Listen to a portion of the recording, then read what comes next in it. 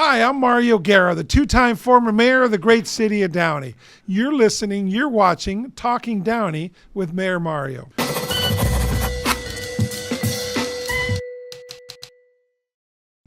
So welcome. We got a special show today. As you know, election season, we've been trying to make sure that you know who you're voting for. We're talking to the candidates.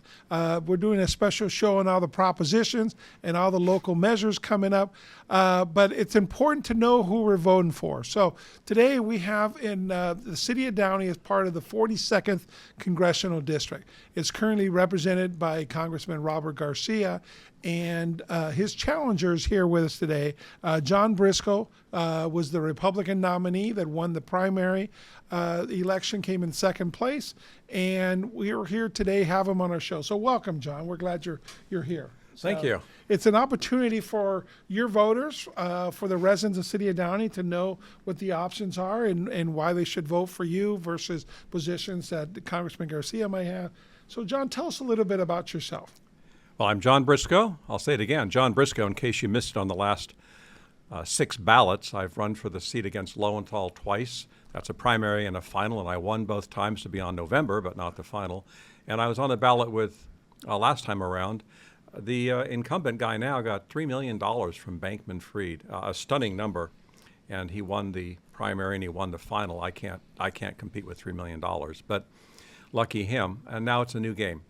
And I'm running for the 42nd Congressional District, which includes Downey as a keystone in the district, goes north to Bell Gardens, Cudahy, Maywood, Huntington Park, and Commerce, and so on. And it goes down through Bellflower, Signal Hill, Long Beach, and, of course, Avalon. It's a big district. There's approximately 700,000 people in the district, of which less than 400,000 are registered to vote, of which only 120,000 bother to show up to vote. And that's an interesting conundrum. That's not unlike any other districts particularly. The district itself is only 16% Republican, very tiny. I'm a Republican, so now you know the truth. The district is 55% Democrat registered, and it's 50% Hispanic. So my campaign slogan is "Your Family Man." I am your family man, and that differentiates me from the other people running. My other slogan is "Es uno de nosotros." Es uno de nosotros. I'm one of you. I'm just like you. I'm married. I've been married for 49 years. I got married when I was 10 years old. I have one son who's 34 years old. I have a grandson who's 2 years old now, the cutest thing.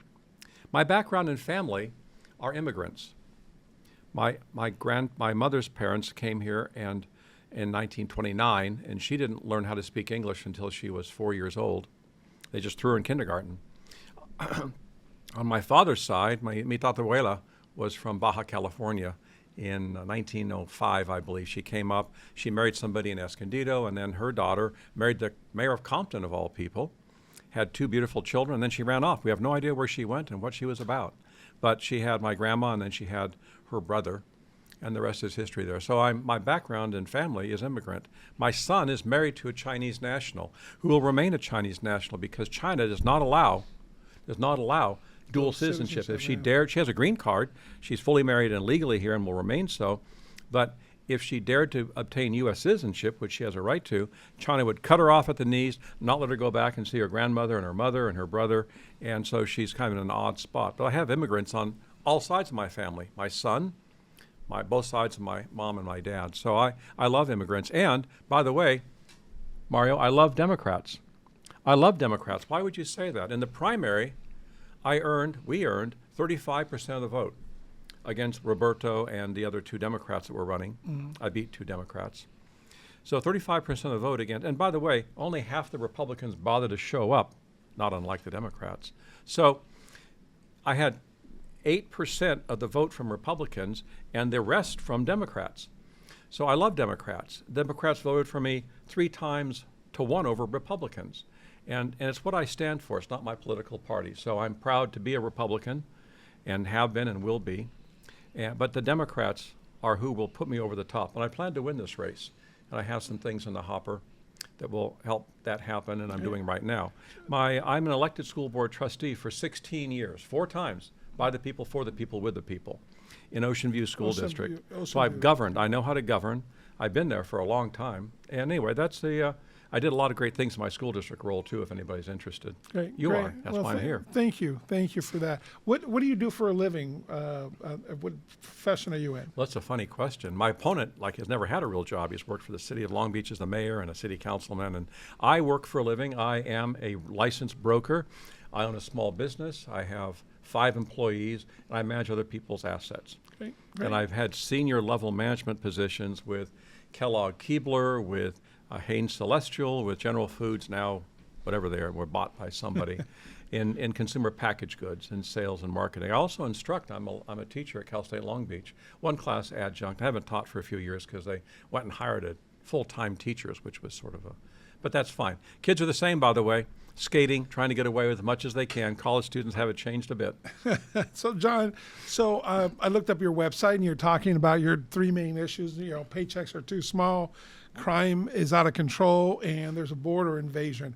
If you're elected, how would you tackle those issues? When I'm elected, excuse me. Okay. Well, that's my next question on there. As they call it in politics, the uphill battle, just with the numbers on there. It is. Look at my numbers. I got to make up 15 points on top of my 35. How do you plan on doing that? You've run for Congress before, just because I understand your part about needing and wanting Democratic votes on there. But how do you plan on being an incumbent with those kind of skewed numbers, if you will? Well, my opponent, I don't know if I should say this. When will this be broadcast? It'll be broadcast next week. Okay, well, I'll say it. My opponent believes he's going to win automatically, and he's doing no campaigning. He's raised no money. He has $300,000 left from the last cycle. He's raised $20,000 this cycle against the $3 million he raised from who knows where in unions and so on. So he's not campaigning. He believes he's going to win, and he earned a substantial majority over my 35% in the primary. But that doesn't mean you're going to win. And so I have a telephone campaign going on with a company who's calling everybody in the district. And I have a digital text campaign, and then I have some big events coming up that are going to be huge.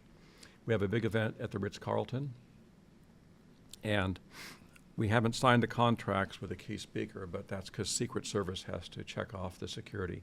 So if that means anything to you, then you would know what that means. And that'll be really big, and that'll help fund my campaign coming up, and it'll be a big press splash too, which will be really fun.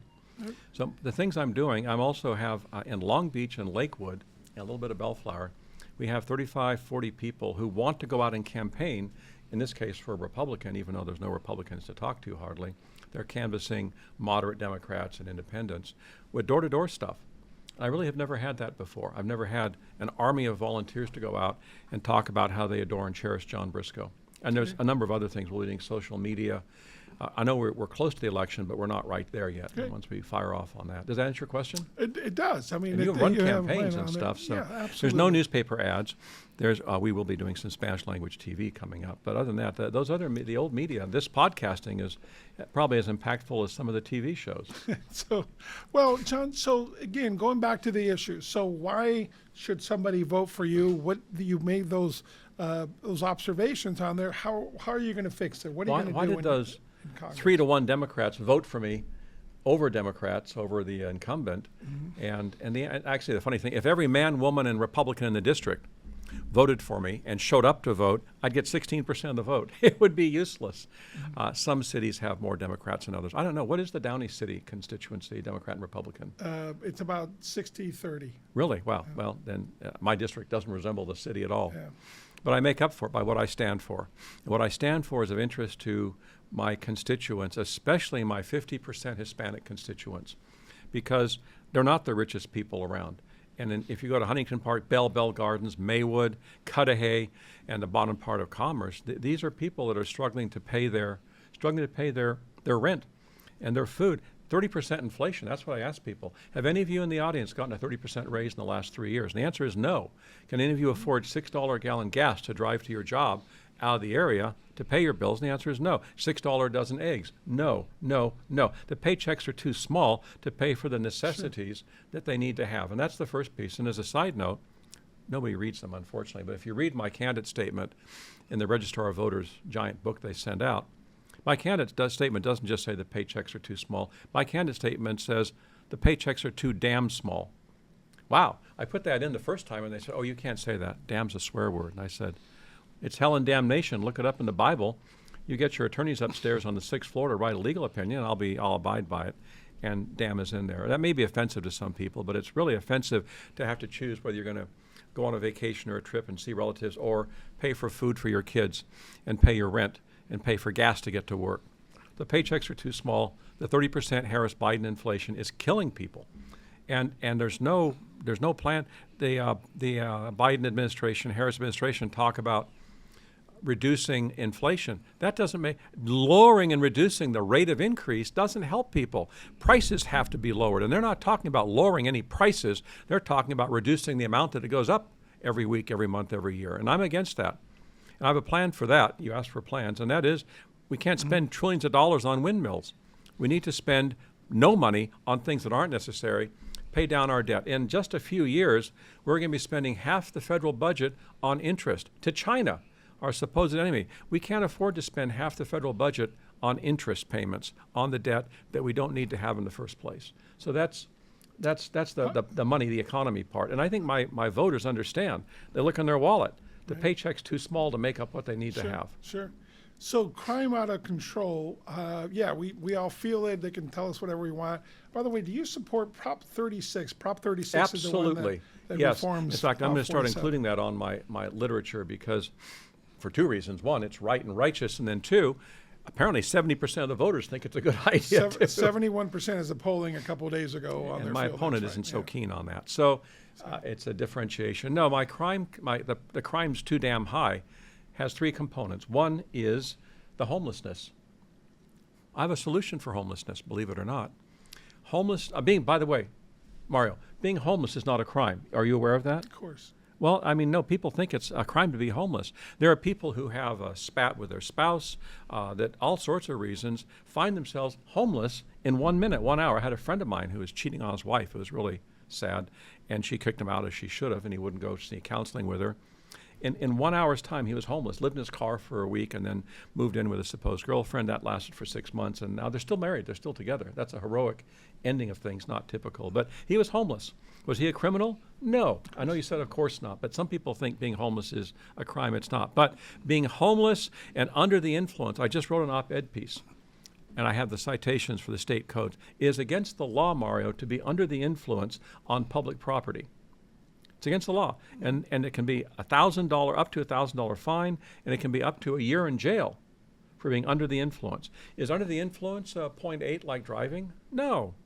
The criteria are blocking public right-of-way, can't move yourself, and you're passed out, and it doesn't mean you're legally drunk to drive a car. It just means you're under the influence. And by the way, we can check for alcohol on the spot. We can put a breathalyzer on that person, and we will know if they're under the influence, in addition to the other. Are you familiar with the under the influence rules and laws in California? A little bit. But yeah. I'm going to be mean because you're a mayor, but the cities aren't enforcing those laws. And Long Beach is the biggest armpit cesspool for homeless people. I own rentals. That's how I pay my bills. And I have maybe 45 Section 8 certificates. I rent to VASH tenants who are Section 8 tenants. That's Veterans Assisted Support Housing. Are you familiar with VASH? I am. Most my VASH tenants are all senior citizens, so they've done their sex and drug and rock and roll. They're just so happy to have a wonderful, safe place to live. The flaw in my business model was that they die. I had thought they live there and then they die, and so I have a vacancy because they expired. But while they're there, anyway, I know poverty. Most of my tenants are poor because my units are in downtown Long Beach, and I know the culture of poverty, and I know what goes on with that. So I had a tenant who was homeless for 10 years, living on the LA River. He had a dog he kept with him so that bad people wouldn't bother him and try to steal his money. A mean dog that would bite. But he obtained his HUD certificate. It takes 10 years to wait in line to get a HUD certificate in Long Beach. And he rented from me, and he liked living homeless in the tent on the river. I mean, defecating in the bushes and urinating, and he wasn't using drugs, I don't think, or no. Certainly not injecting things.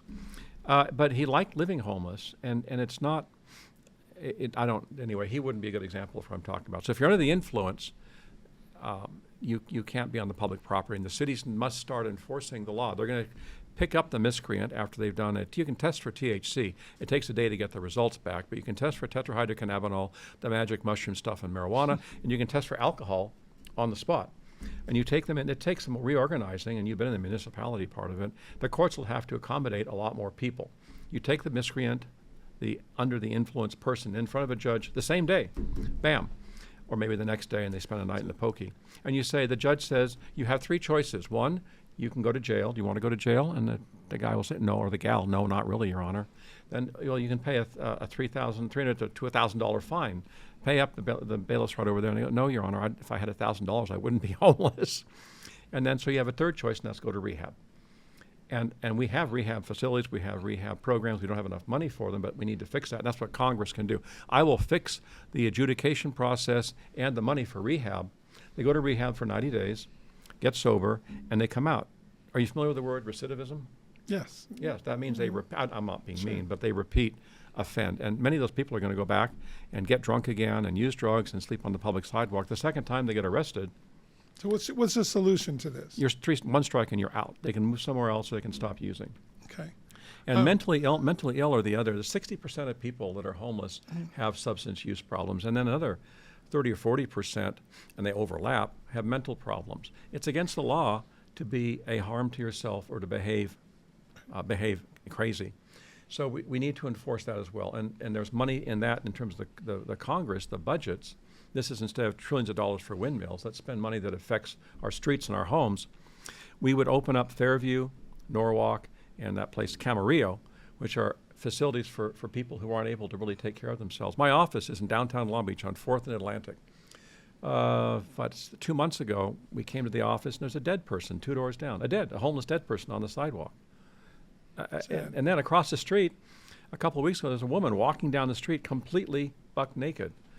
This is a woman who it belongs somewhere else besides on the street. Sure, a danger to herself. Of course, we see that all the time, and of course we have empathy for it. And part of it, there's a measure, LA County, it would affect everybody in this district, in your district, for say Measure A, and Measure A is extending, if you will, the tax that we have, the extra tax that was supposed to be going for the homeless. When that Measure HH was first passed, we have 35,000 homeless in LA County. Now we got 75,000 homeless on there, and we have the $700,000, per units on there that are being used, and from part of that on there. So what's your position on Measure A, if you will, to extend that tax indefinitely? This would definitely, it doesn't. That's why they're putting it on the ballot. Money is not the problem, first and foremost.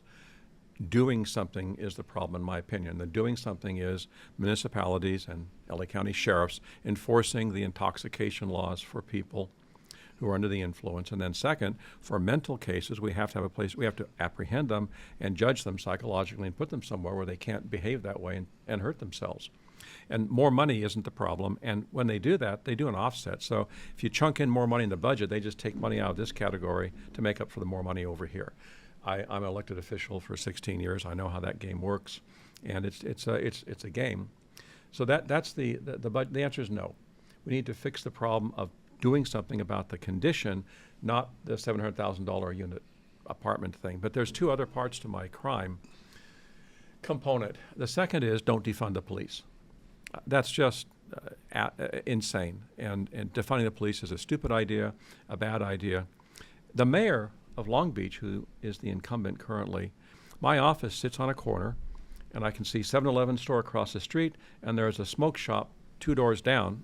I own a commercial condo unit there, and they said ding dongs and bing wongs and pipes and stuff. They weren't selling marijuana. During the riots, he told the police to stand down, and the 7-Eleven was stripped to bare shelves. The police stood there and watched. And the little smoke shop was stripped and was out of business. They never came back. It's really sad. It's sad in my opinion. So don't defund the police. And what cities do, correct me if I'm wrong, but because you've lived the city dream. I have a master's in public administration, so I'm somewhat familiar with these things too. Cities will routinely budget for 1,000 policemen, or 500, 1,000 policemen, I'll use Long Beach. And they hire 750. There's 250 positions left, funded in the budget, but not hired. So would they go out and run out and hire another 250 people?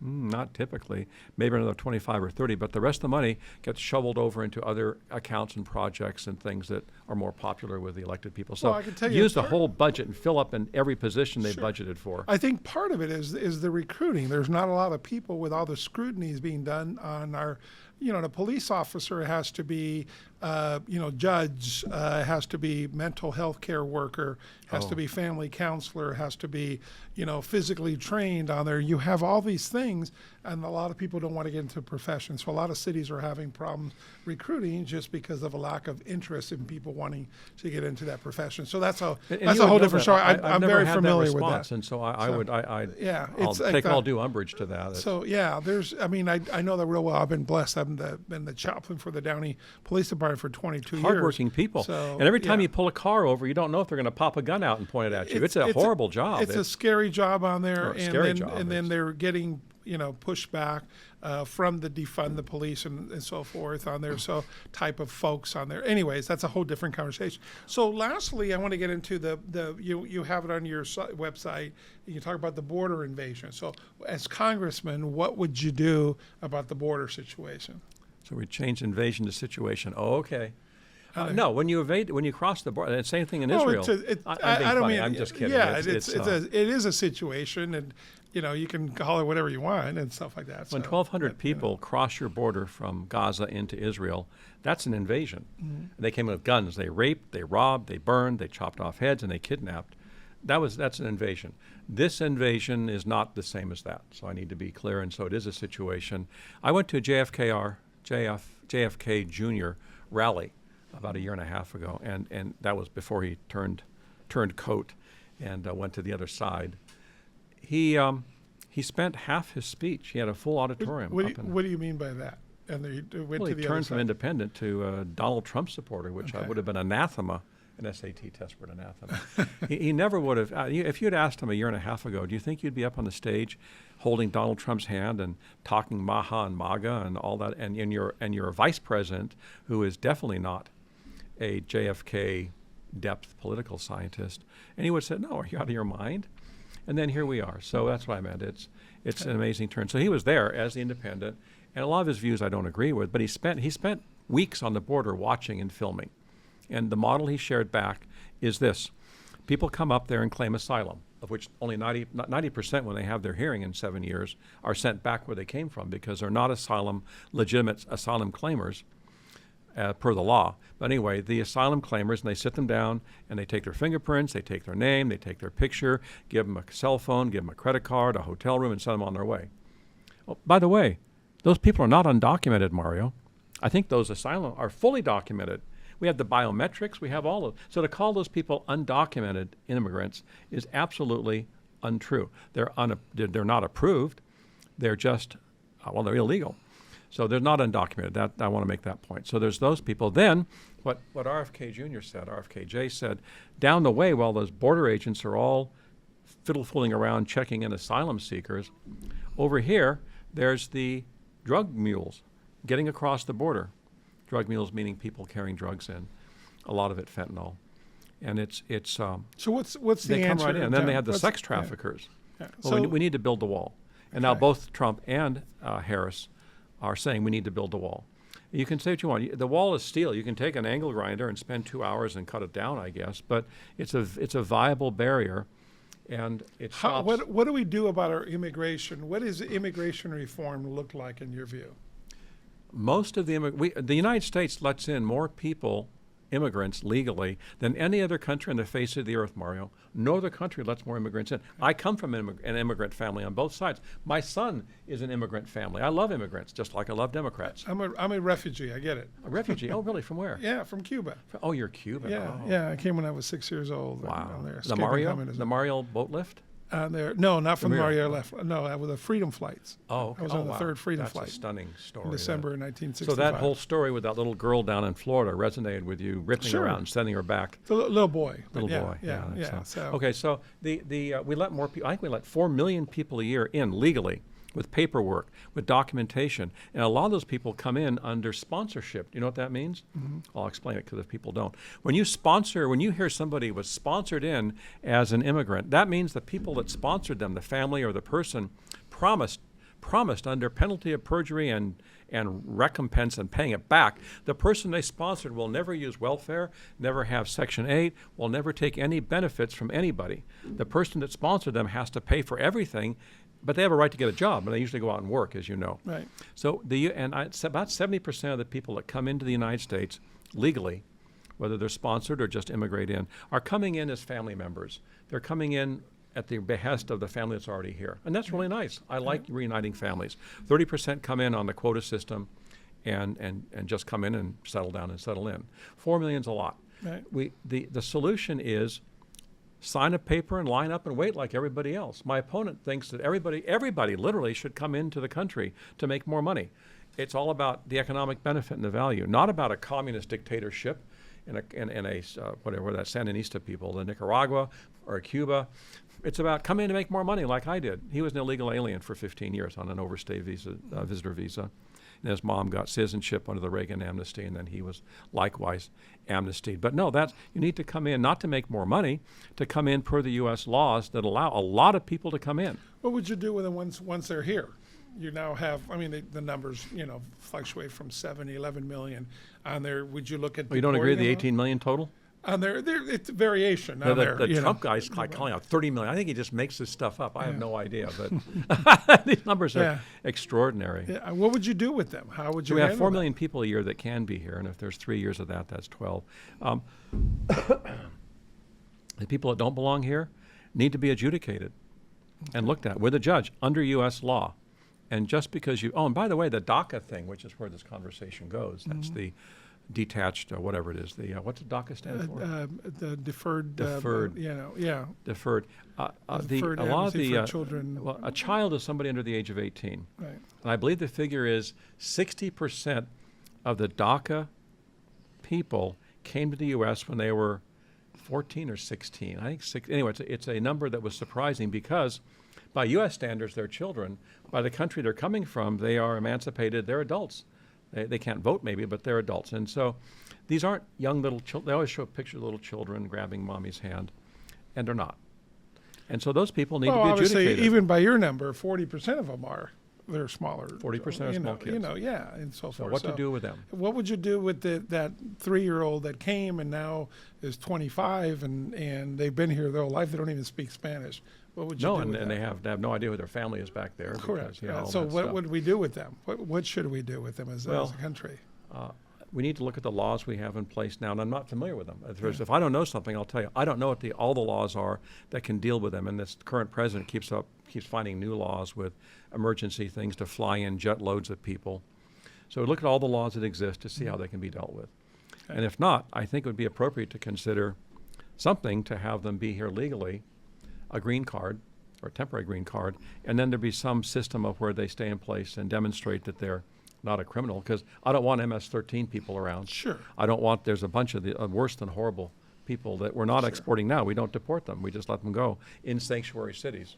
Is Downey a sanctuary city? No, it's not. Good. So John, does that answer your question? Yes. I mean, there's a lot There's of not an easy, quick answer. I wish I had one. There isn't on there, and that's one area that I believe that we've left a lot of people hanging on there. A lot of young adults on there that need some resolution. There's a lot of them there that, not through no fault of their own, they were brought here illegally, and let's move forward and figure it out on what we have to do. But that's a whole philosophical thing on there. That's I really haven't. If you come here when you're 14 or 16, I believe you know that you shouldn't be here because you're sneaking across the border. But you're a getaway, and you're not a documented asylum claimer. A getaway is a person that comes across the border and nobody knows where they went. I don't know about that, John. If you're 14 years old and your family wants to come here and do so forth, and what do you do? You stay behind by yourself? No, you can't stay behind yourself. That's what I'm saying. So that's a fair point. That's a nice. Thank you. Yeah, that's all. Anyway, so John, tell. This is an opportunity as we start wrapping up here. Wrapping up. So you said I had an hour. Wait a minute. So what do you want to tell your viewers? What do you want to tell those potential voters out there? Why should they vote for you? And what's your plans that you think there's a good reason why they should elect you? I'll let you talk directly into them, either camera. So I'm John Briscoe. John Briscoe for U.S. Congress, California 42nd, representing all of Downey except for a tiny sliver. Congresswoman Sanchez, you're right. And Sanchez takes a little piece of it. Yeah. So the first thing is, I will stop the spending mania to stop the inflation problem. We have to stop spending. When we spend money in the trillions, we borrow it from China. And we're going to owe China. We already owe China gazillions, and we can't keep doing that and have China, they are an enemy, and have them be a friend when we borrow from them. So the first is I'll fix the economy by stopping spending, reducing spend, not stopping, but reducing the spending. The second reason they should vote for me is because I'm in favor of individual enterprise and initiative. I don't believe everybody needs a handout from the government to get ahead in their life. I think we should set up the table so everybody can try hard and do well and do as best they can. So there's laws that we have in place now that get in the way of that, and I'd work with that. The big elephant in the room that nobody's talking about, Mario, is Social Security. Now, you're too young to worry about that, but some people aren't. And Medicare. Right now, they're both on track to be bankrupt in, I believe, 8 years. And my opponent wants to give Medicare to everybody and suck the trust fund dry in just a few years. It's unbelievable. There'll be no money left. When those programs have no money left in the till, everybody's benefits get cut 20% automatically. And both Trump and Roberto have said they don't want to touch Social Security, don't want to do anything with it, which is stupid. That's irresponsible, in my opinion. We have to fix Social Security, and we have to fix Medicare so they're sustaining. And the biggest way to fix it, if you're going to ask that next, I thought you were, you had that question coming out, is the retirement age. When Social Security was put in, the average retirement age was the day of death for a man was 65. Guess what year you were able to collect Social Security? At 65. At 65. Yeah. That's a guaranteed moneymaker for the government or giant surplus pot. Well, today the average man lives to be 82 and the average woman 84. So they've increased and the retirement ages have not. And that it's unsustainable because they're collecting Social Security for way, way more years than the original plan and the original funding. And by the way, I want to point out, I have employees. I have 5 employees that work for me. They had no clue until I told them that I paid the same amount into Social Security as they do. Every penny they paid on their check, I match. It doesn't show up on their check, but I match. So the Social Security tax today is already 16%, not including Medicare. That's a big tax. That's more tax for some people than they pay on income tax. Right. So the solution isn't go collect more Social Security money from everybody or go tax the rich people more or all those other solutions. No. The solution is we have to fix the retirement age. What is that? That'll be calculated by people who get paid a lot more than I do, called actuarials, who will look at the age of people who live, the amount of money, and how long people will be there. But it won't be 65 years of age. Well, now it's heavily discounted. I mean, I just turned 65 and I don't take Social Security. You're going to wait for the 70 years? I don't know. I hope to make it to that long at least too. So it all depends. You don't want to leave any money on the table because I literally put that money in there. Yes, you did. And your employer. So yeah, and I'm an employer. And it's interesting is because the Medicare, I just started doing the research on the Medicare health insurance. I got my own private health insurance, but some people says you have to sign up for it, and before a certain age, some don't. So I'm literally seeking advisors, if you will, because I'm a pretty smart guy. I'm a business guy, but I don't have the answer for that. You must Medicare sign up. You can sign for Medicare and then turn it off. But they say that if you have health insurance, you don't have to do that. I've had 3 professionals tell me that. I've had 3 professionals the other way. I think you're right. So you have to watch when you no longer get private. Be very careful because if you miss it, you lose 20% and you pay a lot more. I've heard that. So I don't know that from personal experience, of course. I'm talking in theory. I am in the research. I am in the research area. I just turned 65 this year, so I'm looking at it. But I consider myself, average intelligence and, again, a businessman and so forth and a good numbers person. And if I couldn't figure it out completely out there, that's pretty tough for everybody out there. So I'm just saying. No, it is. And just calculating an age of break even for taking it early or waiting, even it goes up 8%. And that's back to the inflation. So the inflation sucks out realistic inflation at the grocery store level and the gas level. Up to 10% in the past years, and it's cruising. The measure they use understates inflation.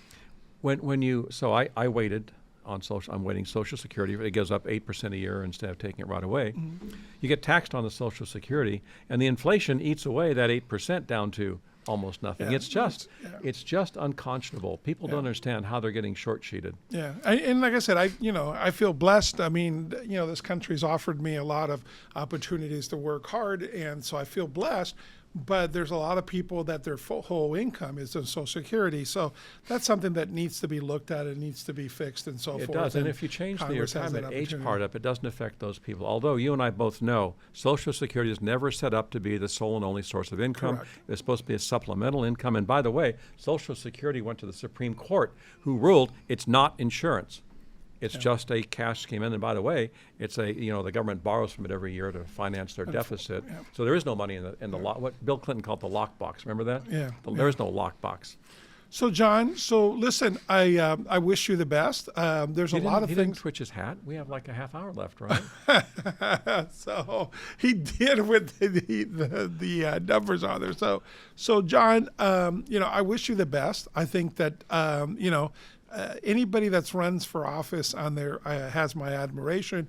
It's a lot of work just to put yourself out there, expose yourself and your family to background and intel research on you and everything else. So it's a lot even more harder. than that. Somebody was surveilling me. I think the other side. They had a car down at the end of my street. Yeah. 8 hours a day, watching everything I did for Yeah. weeks. It's Like, not really? easy. It's not easy to run for office. So congratulations. Thank you for putting yourself out there. I wish more people would do that. I wish you the best. You have running against an incumbent is always difficult, Yes, but it is. you seem to have some ideas. I think the numbers in the district don't favor you, so I wish you the best from all the other things there. So, anyways, God bless you. Thank you so much for Thank being you, on the Mario. show. And folks, we're going to have, we'll also have the city council races, both opponents down there. Just so you know, we've reached out to Congressman Garcia. I met with his deputy the other day, and I've offered the invitation for him to be on the show. So we'll let you know if he does come on it. But stay tuned. We welcome your questions and your emails. I put out my cell number, 562-706-4114. 562-706-4114. Listen to the comments on there, and John will give you this tape on there. You feel free to share it however you like. But thank you for watching. Thank you for listening. Talking Downey with Mayor Mario.